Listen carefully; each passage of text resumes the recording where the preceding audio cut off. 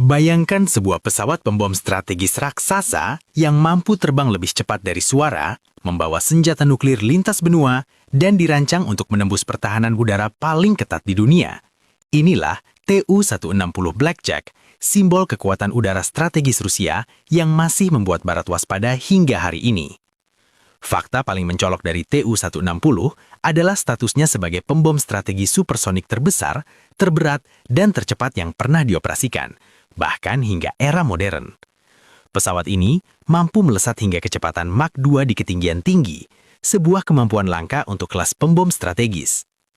Tu-160 memiliki desain sayap variabel yang dapat berubah sudut saat terbang, memungkinkan efisiensi optimal saat jelajah jarak jauh dan performa tinggi saat kecepatan maksimum dibutuhkan. Ditenagai oleh 4 mesin turbofan NK32 yang sangat bertenaga, Tu-160 memiliki jangkauan antar benua tanpa perlu pengisian bahan bakar berulang, menjadikannya alat proyeksi kekuatan global Rusia.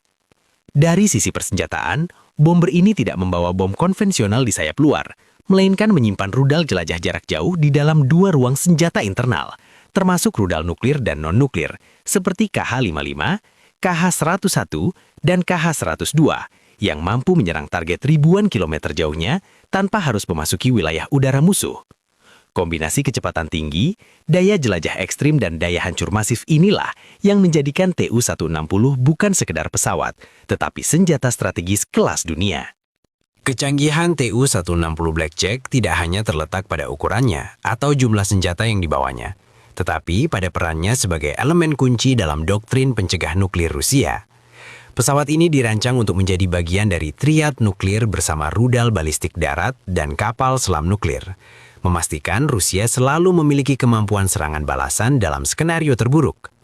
Versi modern Tu-160M telah mengalami peningkatan besar pada avionik, sistem navigasi digital, radar, serta sistem peperangan elektronik yang mampu meningkatkan kemampuan bertahan di lingkungan pertahanan udara modern. Kokpit Tu-160 kini dilengkapi sistem kendali modern yang mengurangi beban kerja awak dan meningkatkan efektivitas misi jarak jauh.